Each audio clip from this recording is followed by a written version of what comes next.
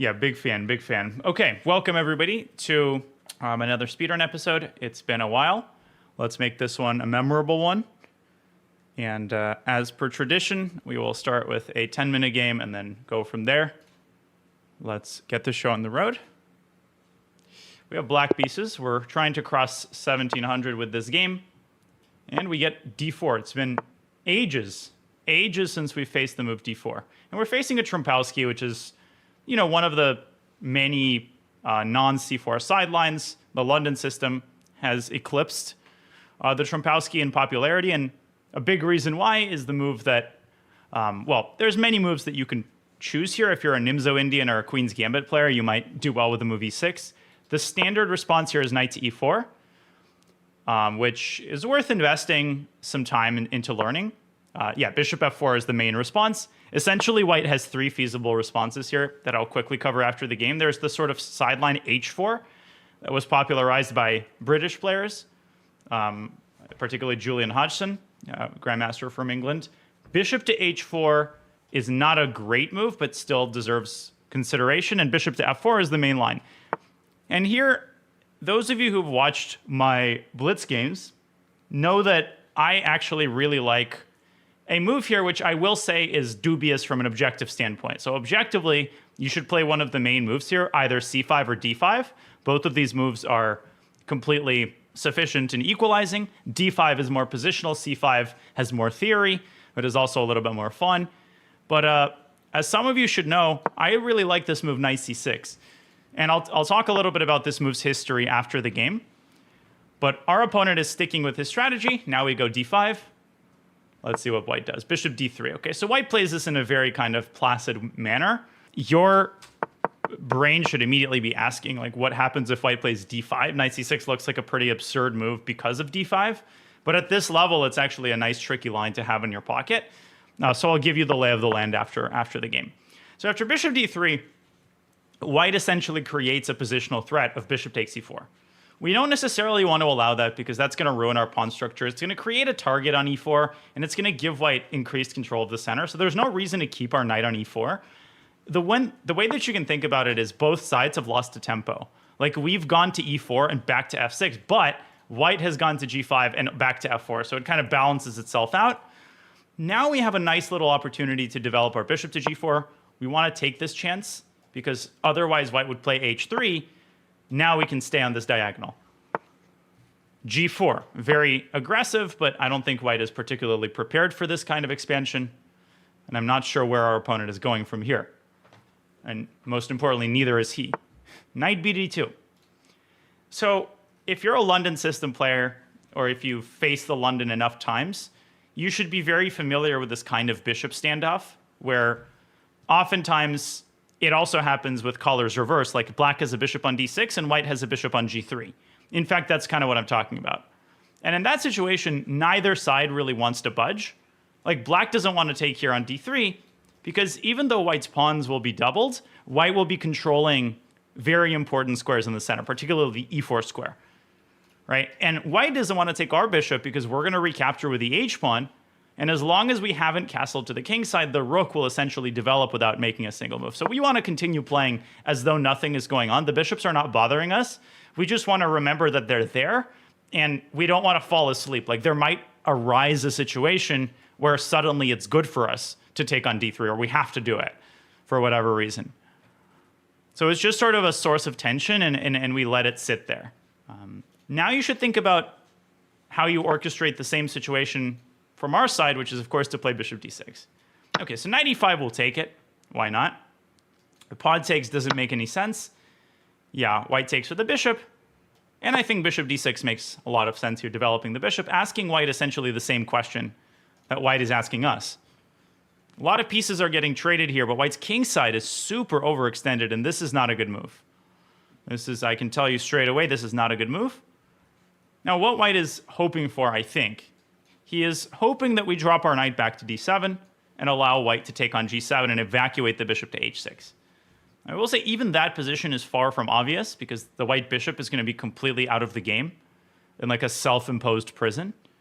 But there is really no need for us to calculate the ramifications of that. We can simply play bishop takes e5, in the interim, and if white plays gf, then of course the bishop would have taken on f6. Now where do we go with our knight? Another big question. Not an easy one for us to answer. I think the obvious move is knight d7. The reservation for that might be, well, white has the move f4. And white builds this kind of weird pawn shell that's actually kind of hard to break down. Are there any alternatives to knight d7 that are worth considering? Well, there's one move that's, something that should be on your radar, and then there's another move that's very advanced, which actually might be the move we end up playing. So there's the move knight e4.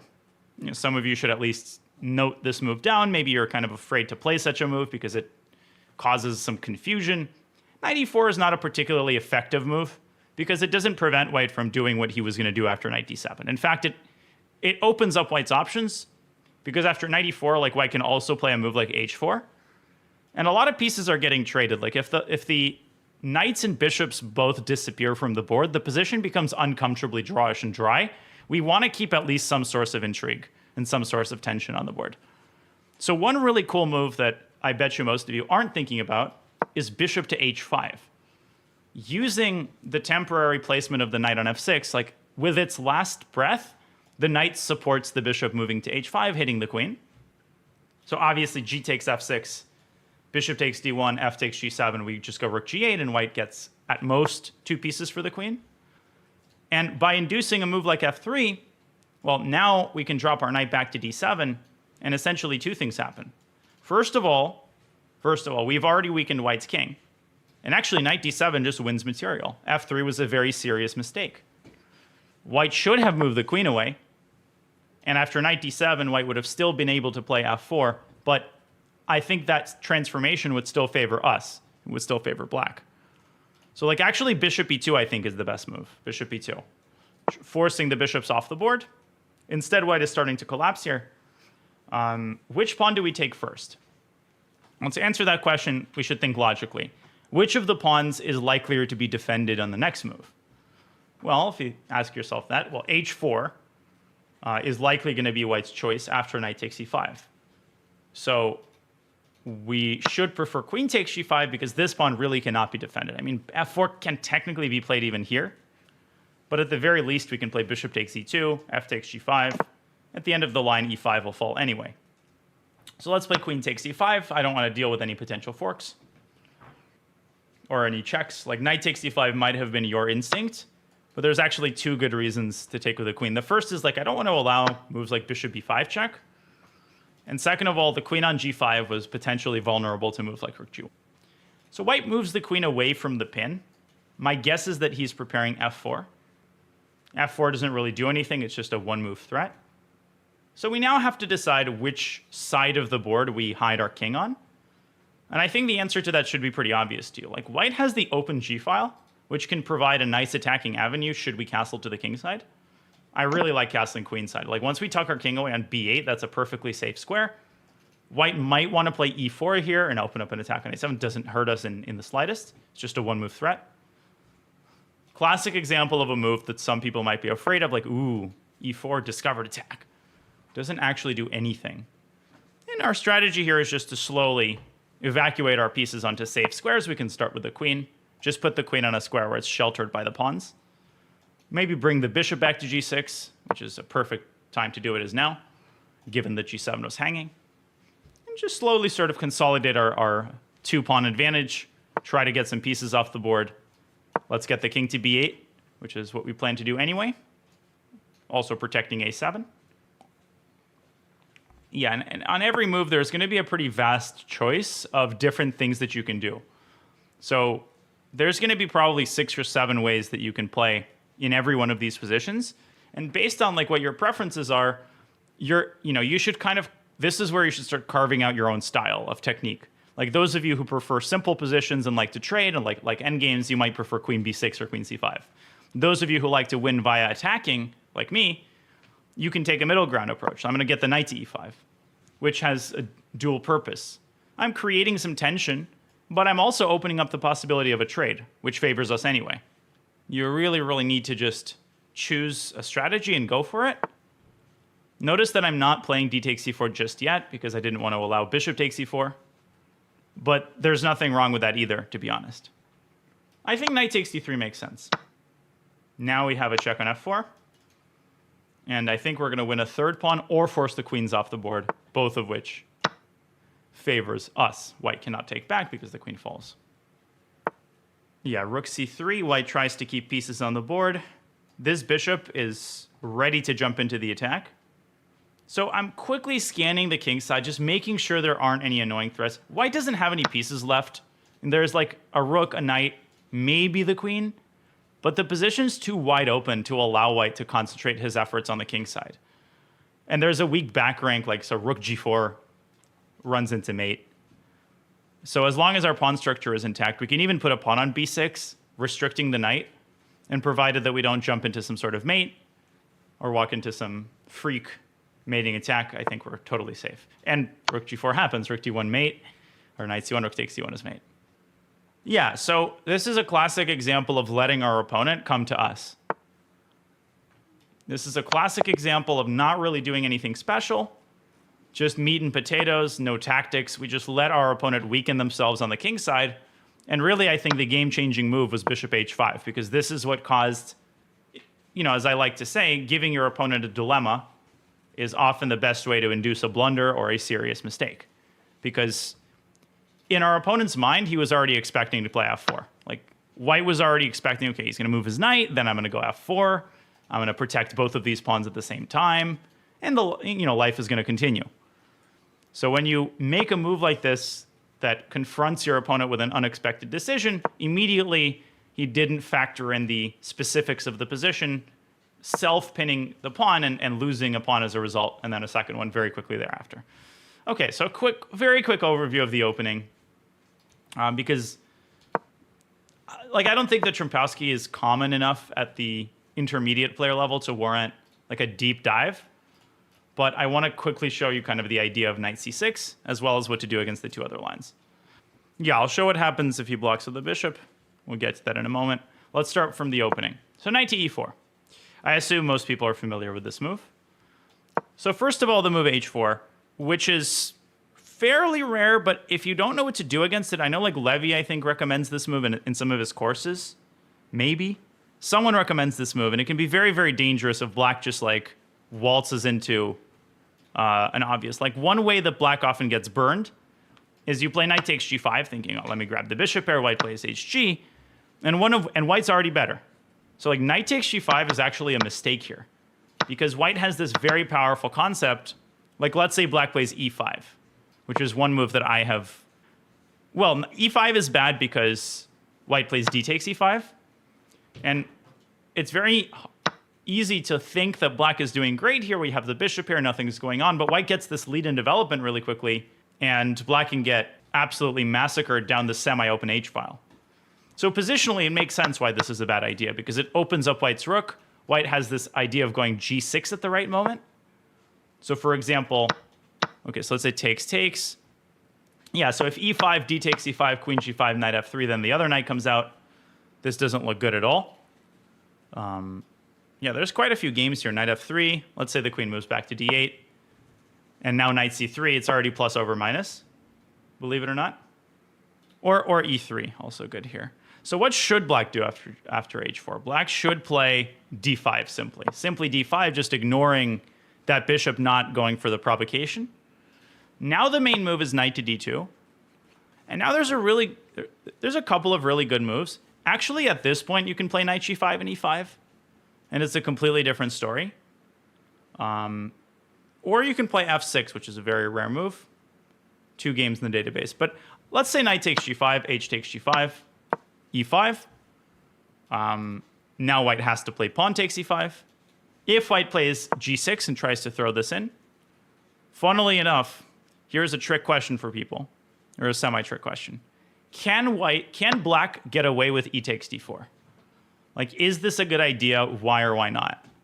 Let's see what people respond to this. Because this walks into like a pattern that you've seen before or not. What do you think? What do you think? Is it a good idea to play e takes d4? So a lot of you think, no, it's a bad idea because of rook takes h7.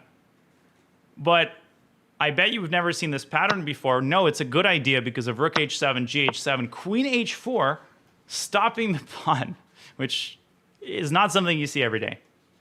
So actually, e takes d4 is perfectly sufficient. And the line goes on. Queen h4, knight gf3, queen takes h7, knight takes d4, but only black can be better here. It's a good idea to throw in the move a6, preparing c5, and not allowing the knight to jump into b5. So why is black better here? Yeah, the bishop pair, the fact that black has the h file, it's a slight advantage. It's a slight advantage. So like, for example, if knight takes d4, yeah, like white should play c4 here. But if white plays e3, and if white plays e3, just preparing bishop d3, then black can play c5. And this is why we played a6. We don't allow the bishop to come out to b5. We don't allow the knight to come to b5. If white plays bishop d3, he walks into the check. So white has to like passively move the knight back, and black has a better center, bishop pair, as well as nice control of the kingside. Just, yeah, slight advantage, slight to clear advantage for black. So something like this is what I would recommend. For this reason, white should play de. And here we have a completely different situation as compared to the previous situation. Like if you had taken immediately and done this, basically what tends to happen is you're not able to push the d pawn forward. And white's knight is so much better on c3 than it is on d2. So it shows how different the situation becomes when you throw in these two moves. So takes, queen takes g5, knight gf3, queen e7. And let me check what the current theory is. Knight gf3, queen e7. Yeah, it's not a particularly well-studied position. e3, 3 games. Or queen d8 is also good, by the way, instead of queen e7. Yeah, queen e7, e3. And now you can play g6. g6, fianchetto. Start putting pressure on the e5 pawn. Perfectly fine position for black. 2 games in the database went c4. Pawn takes c4. Bishop takes c4, bishop g7. Double-edged position, but I like black here. Bishop pair and clear target on e5. Clear target on e5. Yeah, bishop g7. Computer gives equality here. Queen b3, knight c6. But white has to find a bunch of computer moves to not lose this pawn. Does that make sense? Okay, so that's h4. Apart from h4, there is bishop h4, which is almost never played nowadays. This is an older move. But you should still know what to do against it, in case you're surprised with this move. Here, the move actually is g5. Here, the recommended move in modern times is g5. And the point is that the bishop essentially is either lost to the knight, so either white has to play bishop g3. Now h5 is very strong.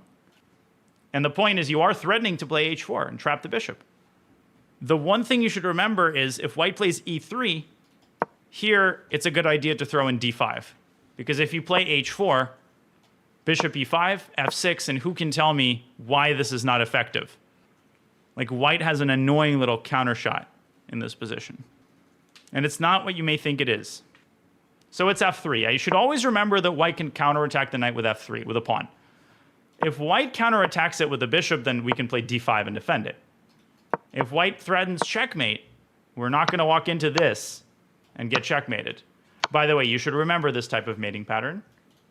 You should remember this.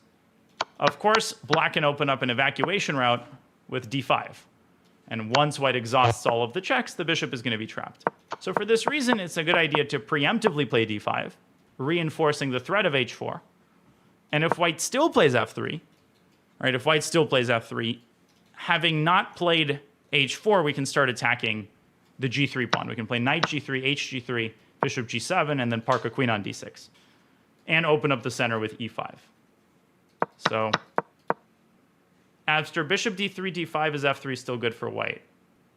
Where? Wait, so d5? Oh, you mean in h4, bishop d3, f3 here? No, I think it's not because of hg. Let me double check. h4. Sorry, my bad. You have to play bishop e5 first. Yeah, bishop e5 first. f6. Oh, and now here, bishop d3. d5, f3. I see. I see what people are saying. This is the position you were asking about. Yeah, I'm not actually sure. I'd have to check with the computer. Bishop d3, d5.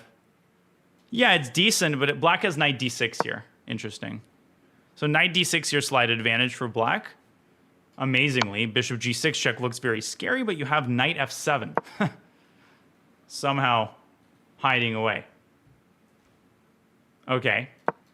But if white starts with f3, now knight d6 makes a lot less sense positionally because you have to recapture with a pawn, and you can't take with a queen.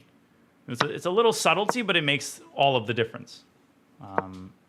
Yeah, so like if you start with bishop d3, d5, now play f3, I play knight d6. And if bishop takes d6, I have queen takes d6. And now the check is completely innocuous. Black is threatening to trap the bishop. It's slight edge for black, slight edge. We've gotten very technical. Let's not get too bogged down. The main move is actually f3 here. The main move is not to play bishop g3, it's to play f3. And now all you really have to remember is to play pawn takes, and immediately start hacking away at white's center with c5. So this type of hacking strategy is very, very powerful because if white plays d5, without the dark squared bishop, this is just unthinkable. You're going to assert total control of the e5 square, and you're going to play like a dream Benoni setup. Yeah, so that's kind of what I'd say. After c5, the main move is e3. Now you develop the bishop to h6, hitting the pawn, and the rest you can look at yourself. I would do a little bit of research here on your own. I won't bore people with further theoretical information, but you should definitely, like, if you want to play the King's Indian, you should know the Trompowsky. You should have a line against it, whether it's knight e4 or something else. You should invest a little bit of time because it's a weak spot for a lot of players who just don't know any theory here.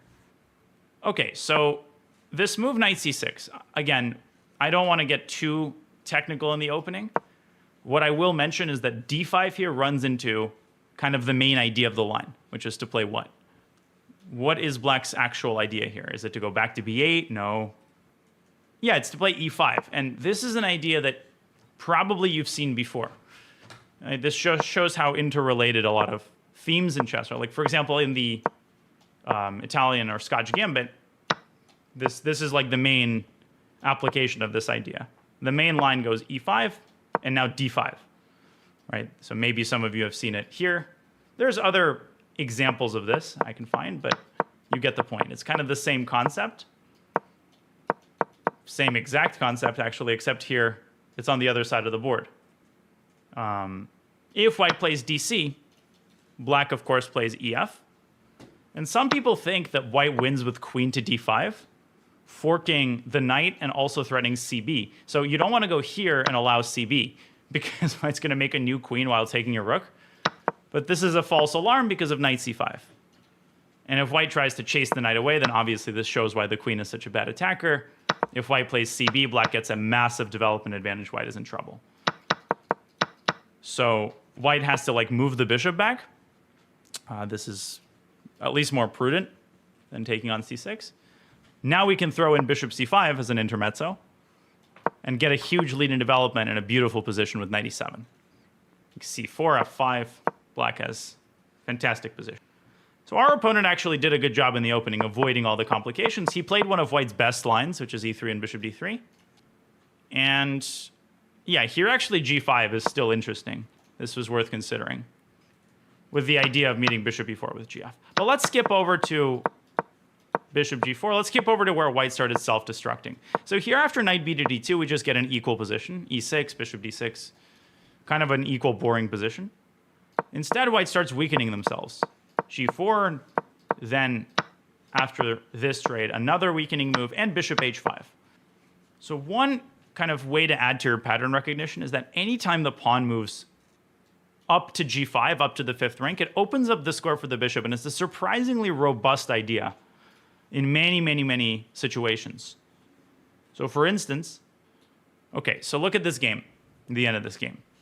Black plays, I mean, white is better. I have the bishop pair. This is a game from 2006. My opponent plays bishop d6. And first I set this up with bishop g5. Great square for the bishop. And my opponent carries out a typical concept in these types of positions. dc, bc, and then b4. So I call this carving out. He was, of course, relying on something like c4 and wanted to get the d4 square for his knight. What move did he forget about? This is a simple application of this theme. What did he forget about? And this wins on the spot. Yeah, bishop a4. Bishop a4. Bishop a4, and the game is over. Because if he defends, he loses one knight. This is what happened in the game. And he resigned a couple moves later. If he moves the knight, he loses not just the exchange, but a full rook, because this knight falls as well. Here is a more involved example of the same exact concept. This is from a blitz game that I had against Christopher Yu a couple of days ago. And this is an opening that I've been experimenting with, the accelerated Belgrade, as I call it, this early knight d5. Now, maybe like 1% of you watching have seen this, you know, in some like video or something. This has gotten kind of popular lately. Doesn't matter. Just ignore the opening stage because it's going to be crazy. I just want to illustrate the theme. Okay, so the critical position is this one. In this insane position with a lot going on, black makes actually a near losing move, bc. This move loses to a really pretty tactical sequence that's not easy to spot. Who wants to take a little bit of time? I encourage you to do this on YouTube and try to come up with this sequence. If you're a higher rated player watching this, this is a good chance to really engage your tactical muscles. What should White do? Not knight. So this is a good thought, right? This is a good thought, but the thing, it doesn't do anything, right? I just like move my bishop back, and as a result, like you've given me like complete control of the center. So what theme am I trying to illustrate? I'm trying to illustrate the theme that like when a pawn moves away from the fifth rank, it allows the bishop to slide in to the a4 e8 diagonal, or if you're black, the h5 d1 diagonal. We're talking about bishop to a4.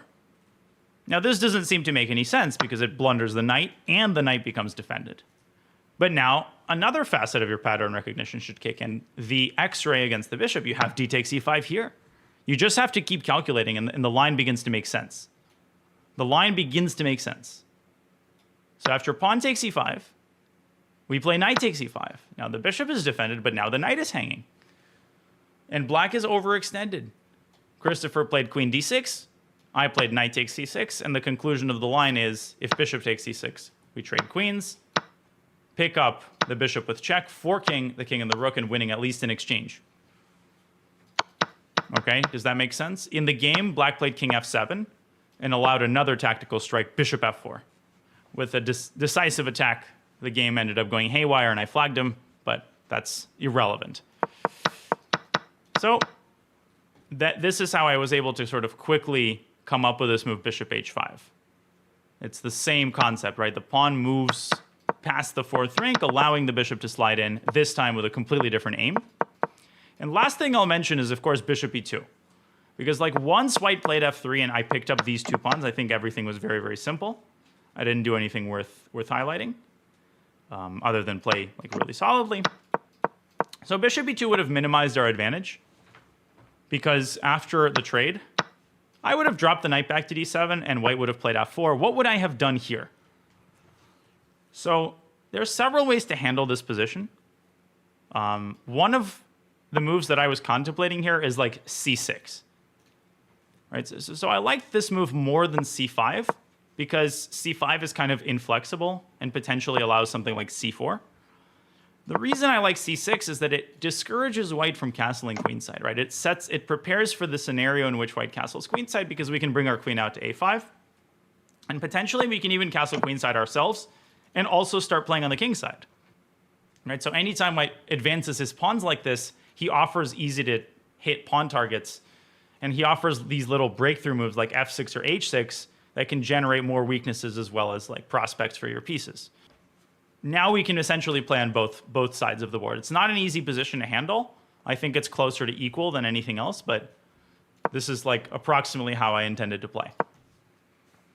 But I think that's enough for this game. Yeah, after knight d7, white should have played h4, of course, and only given up one pawn, but still it's a huge pawn to blunder, and white's position is like in shambles. Obviously a pretty boring game, but you have to know how to win games like this. If you want to cross like 2000, you can't self-destruct in boring positions. Like you just have to learn how to play solidly and let your opponent come to you. One more 10-minute game. Again, we have black against Ambongolan. Okay, sure. Good luck. And we have potentially a knight arf. Again, we're facing the frickin' Bowdler attack, or whatever it's called. Okay, so you guys know the drill here. Knight f6. Knight c6 is good. Actually, no. Knight c6 was a bit of a sloppy move because white could have move ordered us technically into a rouser. Not that that's a big deal. Not that people who play bishop c4 at this level really intend to do that. But if you're like a knight arf player and you're a purist, you should play a6 here. Because I've talked about this so many times. Like in case white plays d4, you don't want to accidentally transition to a Sicilian line that you don't play. So at this point, we have like a choice of different setups. Let's try a dragon setup in this game. Given that I've previously recommended the accelerated, I think a dragon setup here makes a lot of sense. Just playing all the moves to develop our pieces on the king side and queen d2. Okay, so clearly white intends bishop h6. And there's, I think, quite a few ways that we can handle this. The standard sort of, let's say, textbook method is to play rook e8. But rook e8 in many cases still allows bishop h6, and bishop h6 can still be a very unpleasant move, even if it doesn't trade bishops.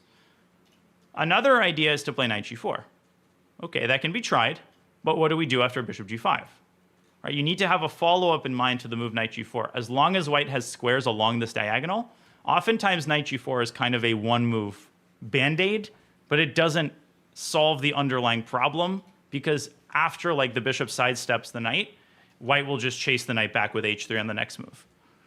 So I like a different approach, a more active approach, which is to play e6, preparing d5. Right, white is playing on the side of the board. Sure, let's let our opponent do his thing. We're going to play in the center and follow another textbook principle. Bishop g5. Okay, so it looks like white is not going to play bishop h6. That's fine. We can also, of course, start playing on the flank, a6. Kind of trying to play flexibly, seeing what white is doing. h4. So white wants to play h5. Let's play h5 ourselves, freezing the king side. g4 here doesn't look dangerous in the slightest. And now bishop h6 finally. Which of the two pawn breaks should we play here? Right, so a6 was essentially a flexible move, kind of biding our time. Now that white has revealed their intentions, I think we go back to our initial idea, which was to play d5, striking at the center. If white takes on d5, that's a horrible idea because it gives us the e-file. That's suicidal. White has to know to move the bishop back here. And it's definitely... Oh, this is a very bad idea. This is a very bad idea for white because that check on e8 is going to be beyond nasty. Oh, man. Learning from our opponent's mistakes. Like, there is a reason why people at this level still tend to, like, walk into these attacks. Because the way I've explained it, you're primed to look at rook e. You're like, oh, of course, this check is really nasty. Why would white ever allow this? But it's actually not that simple. So now we have a really important move. I think without this move, white can get away with this. All right, so what is the most immediate advantage that we have in this position? We have a good center. Our pieces are nicely placed. But our biggest advantage is the fact that white's king is stuck in the center. So we want to play queen e7 here. Yeah, very good. People are getting this right. Keeping the king stuck in the center for as long as we can. It's a very opportunistic move. But it makes a lot of sense because it's very hard for white to get rid of the pressure against the e2 knight. And white has no good way to reinforce their defense on the knight, like knight fg1 or what? That's a ridiculous move. Maybe not so ridiculous, actually, because white can castle queenside, but it's not a move that we're scared of either way. Okay, so c3. Now, we're not necessarily just playing against the knight on e2. The reason that we've built this little construction is to keep the king stranded in the center. But we don't just need to, like we have no way ourselves of pressuring the knight. So we need to do other stuff in the position as well, such as complete our development, which is, of course, what we should do on the next move, bishop g4. Now we forced knight g1. But now white wants to play f3. So we have a very narrow window of opportunity to wreak havoc before white consolidates.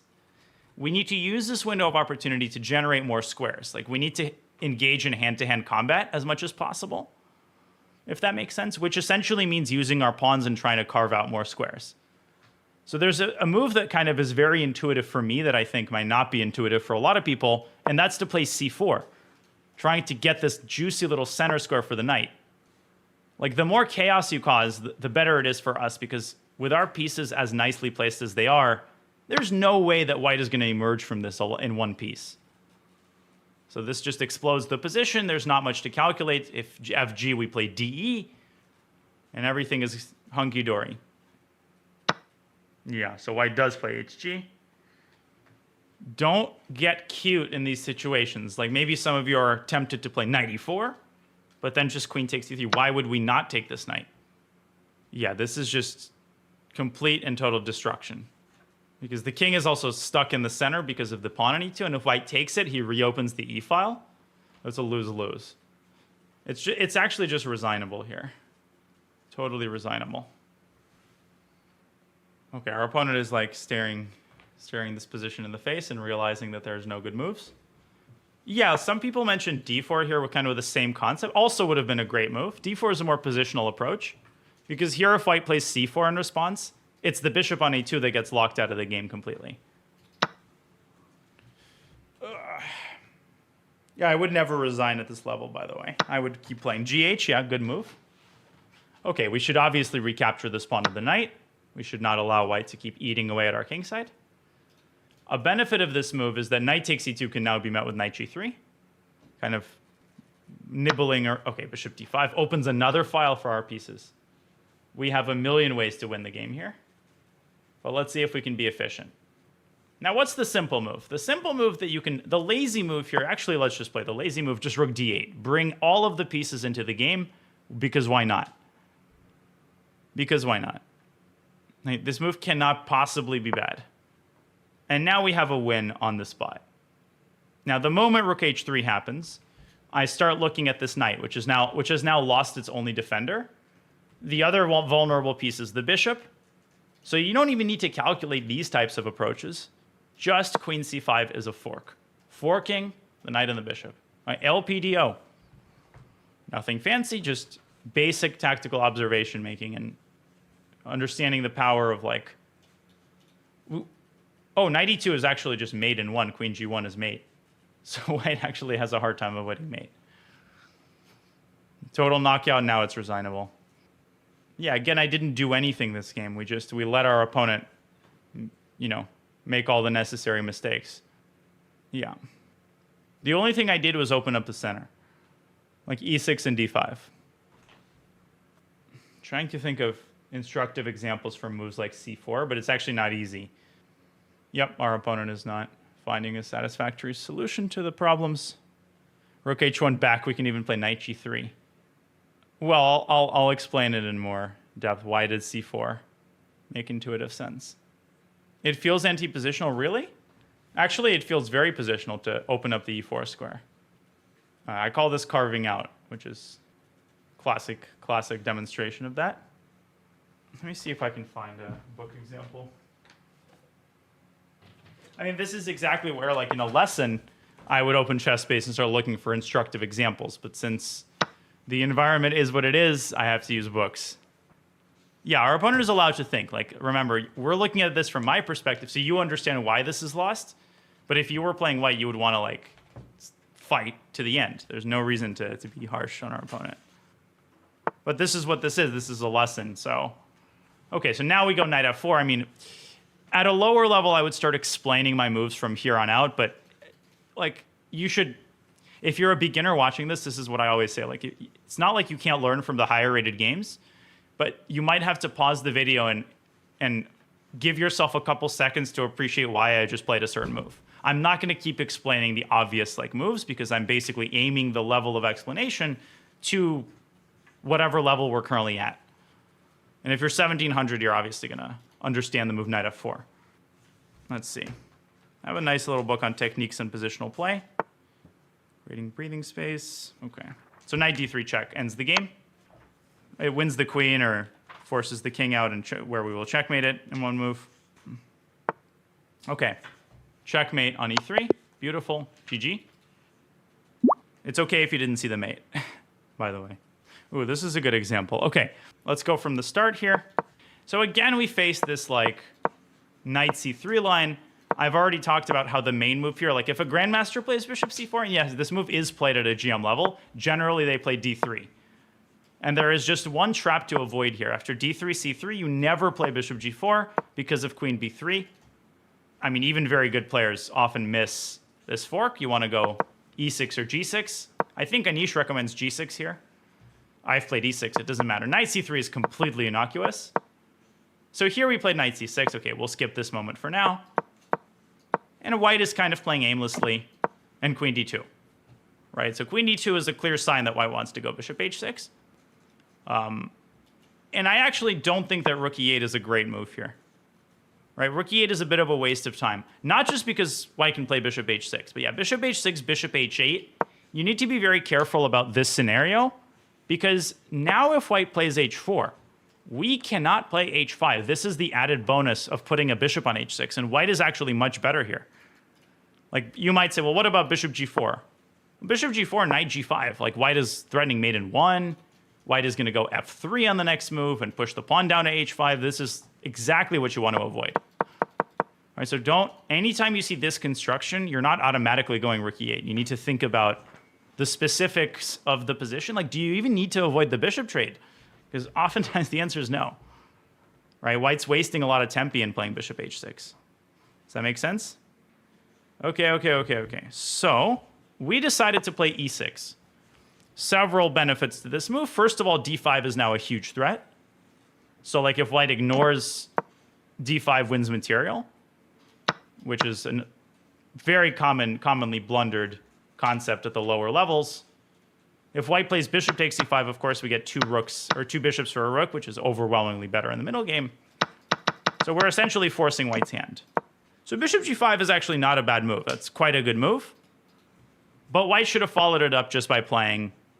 Like, h4 is also a good move. I think the position's okay for white up until bishop h6. Bishop h6 is where things start to go terribly wrong. White should have played... Okay, according to the computer, the best move is queen f4, putting some pressure on the knight. That's not an easy move to play. Also, this prevents d5, as long as there is a pin against the knight. Long castle maybe is also a decent move, but it's very dangerous because now the b-pawn is sent forward. And really, this is why I played the move a6. I wanted to discourage white from castling queenside. So when you get these situations where one side has committed their king before the other side, you want to make sure that you're ready for the case in which your opponent commits their king. Like, I'm ready to meet castles with b5, if that makes sense. And if white castles kingside, well, after h4, h5, white's probably not going to castle kingside, but we can still very much play b5 and bishop b7, and the game continues. Yeah, e5 does kick the queen out, but now this bishop opens up, and white gets this huge square on d5. So e5 is a very positionally risky move. I would play b5 instead. Bishop will drop back, and I mean, you can play knight d4. And the point is that only after the knight moves away, then we play e5. And this knight doesn't have easy access to d5 square. Position is about equal. The position is about equal. It's double-edged. The game would have continued. Instead, white allows d5 and then takes on d5. And a lot of people, they struggle to play moves like bishop a2 because they see de and they say, oh, what if I lose a piece? I don't want to allow the queen trade. Right? Especially if white is a tactical player and doesn't like endgames. But you just have to come to terms with the reality of the position. And I would not have taken on e4. Like, I would not have allowed a bunch of trades here because they don't necessarily favor black. I would have just kept expanding on the queen side with b5. And again, just because the bishops are traded doesn't mean the king automatically becomes a huge target. Like, it's really not a big deal in this structure because white's remaining bishop is terrible. And we have a clear roadmap of going like bishop to b7, b4, maybe taking on e4 when the time is right. But instead, white seemingly engages in this innocuous trade. And after we give a check on e8, white is in huge trouble. Because the diagonal has been opened up, and white's king is sort of stranded in the center. And then, of course, we get to this crucial pawn break to carve out the e4 square for the knight. let's see, was it the top computer move here? D4 and C4, yeah, D4 and C4. Actually, D4 even better than C4. So some of you are suggesting this move. And if white plays C4, you put a knight on E5, and then follow up by opening up the queenside with B5. So actually, the idea of D4 is very different from the idea of C4. The idea of the move C4 can be easily understood if white plays D4, locking up the center. We're getting this huge outpost for our knight, knight E4. And you might look at this and say, well, I don't get why this is so good. Like, what if white plays queen C2? Isn't white threatening a fork? Black just has overwhelming force here. Like, queen F6 is completely crushing, because the moment white plays F3, you have knight G3. Like, just look at this position. Not only are we putting white's bishop completely out of commission, we're just like gaining access to all these huge squares. And if white tries to sacrifice the exchange, we're obviously going to go like this, and like this, and like this. Checkmate. So if white plays pawn takes c4, we don't even need to rush knight e4. We can just play pawn takes c4. And this gets another open file for the other rook. So a pawn break is often a good way to capitalize on an initiative or a lead in development. And it doesn't just have to do one thing. Right? This isn't even really a pawn break. It sort of carves out the e4 square. What is the point of d4? Well, the point here is largely positional. We're trying to force this bishop out of the game. We're trying to gain space. And we're essentially gaining the e5 square now for our knight. We also could have started with knight e5. There was nothing wrong with this move either. So, yeah. So this is a concept that I'll return to. But once the center is softened up, it makes it a lot easier for us just to continue breaking through and to win this game in a more efficient manner. And this is often the case, that a pawn break essentially capitalizes on a huge, huge initiative. Okay, and that's what I'll say for now. I'm kind of tired, so I think we'll end the speedrun for today. 2 pretty instructive 10-minute games. We'll continue with next episode where we'll get some blitz games in for sure. Thanks, guys, for hanging out. I'm going to pause for today.